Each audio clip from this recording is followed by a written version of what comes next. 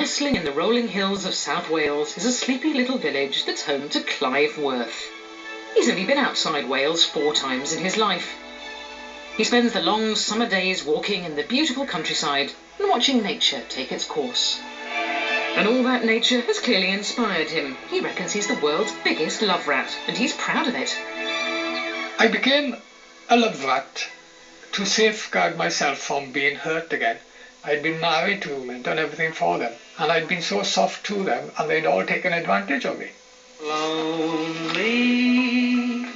Clive had had quite a hard and troubled life up until 3 years ago. I'd been drinking every day for 10 years, and I finally stopped.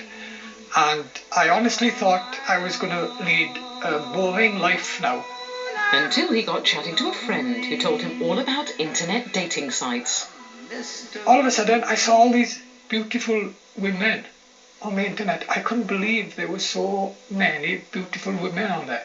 So I started dating 1 or 2 at first, and before I knew it, I had 30, 40 wanted to meet me. Same time. I just couldn't have enough women. Clive transformed his living room to accommodate his internet dating addiction. At any one time, he has 5 computers on the go, but just as many women, none of whom know about each other. This is my den. This is where I spend most of my time, sitting in my den. And I got the armchair here. It's like a cockpit of a plane. And I sit down and go on to one of 25 dating sites I got. Clive has a cunning way of enticing women, which he compares to fishing. He puts out his bait and lures them in. You've got to pretend you're not sure what to do, and let them think that you're the first woman they've had a date with in about 2 years. They don't realize that you just had a date a day or 2 before that. Clive reckons he's slept with over 1,000 women.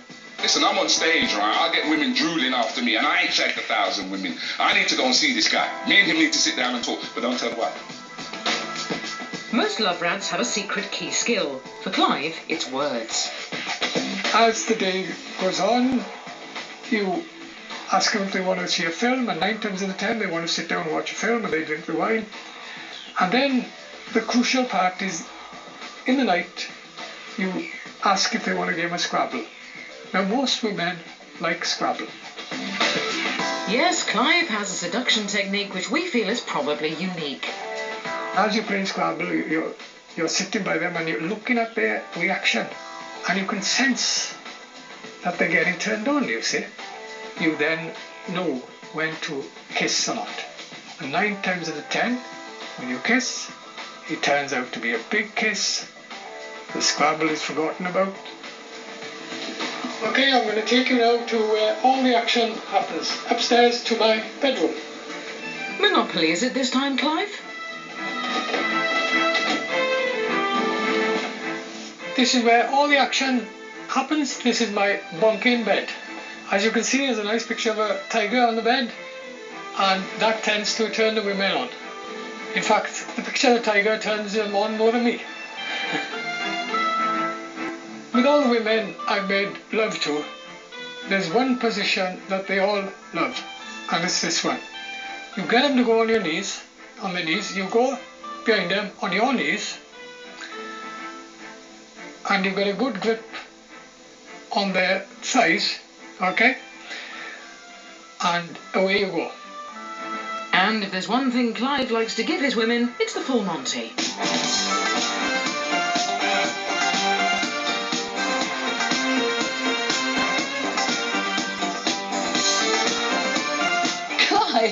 Have you seen him? Seriously? I mean, if he slept with 1,000 women, right, he must have spent his mining severance pay on Rohypnol. Coming up, Clive the love rat becomes Clive the heartbreaker. I feel really hurt because I thought that we was going to be together for the rest of our lives. Chris was left devastated after discovering her husband's 25 years of infidelity. It wasn't anger, it was just this sense of such hurt that I'd never felt before. And how poor Siobhan suffered a double whammy when she discovered her boyfriend's infidelity. Wayne had lied to me and he had a partner and 2 children.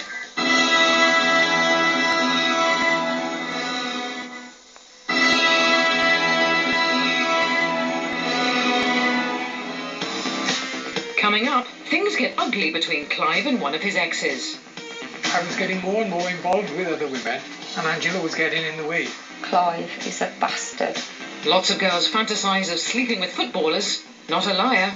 Being able to run the whole day for hours kicking a ball around, they didn't even know what to do in the bedroom. I could never forgive someone that cheated on me for 20 years. I think that lady's a bit of a mug to take him back, to be honest. Back in beautiful Wales, cheeky Clive has courted countless women through the internet. He claims to have had sex with over 1,000 women right here, on this very bed. They screamed so loud, the house starts shaking with them. I know a lot of friends, women and men alike, who, while single, would average that. But with Clive, I think he's just, if he's enjoying it, he's not doing anybody any harm, is he? Well, he might be, because not all Clive's exes are happy with him. There's one word I can describe about Clive, is a bastard. Angela's one of the many women who came to Clive for love and affection, but actually got very little. I first met Clive on the internet. He sent me an email and I looked at his pictures and I thought, oh, he's nice. And I sent him an email back and it went on from there, and then he asked me to meet him. A true love rat, he promised her eternal love. He even persuaded her to up sticks and move to his village. He announced his undying love for Angela to the whole world via YouTube, and he promised her his love rat days were history. Now, finished my dating, I've finally found the love of my life, Angela England. There we go. And then he dumped her. I feel really hurt because I thought that we was going to be together for the rest of our lives, but it hasn't come to it. In the end, I had to break away completely because I was getting more and more involved with other women, and Angela was getting in the way. I felt degraded and I felt ugly, and and I was going down and down and down fast. After countless hours on the computer internet dating, Clive likes to top up his all-over tan sunbathing in the nude. I'm proud to be a love rat because it's keeping me very busy, happy. Yes, they do complain about me being a love rat, but deep down, they've had a good time. They go from here feeling 10 foot tall. Let's see what Angela thinks. Clive thinks he's good in bed, but I've had better. That's the truth. After the break, our lady love rat proves there's more to her than just being a man-eater. It's actually easier to have a one-night stand with a woman than it is with a man for some reason. And at Love Rat Boot Camp, one student has rather unrealistic expectations. I hope I will meet Penelope Cruz and fuck her all night.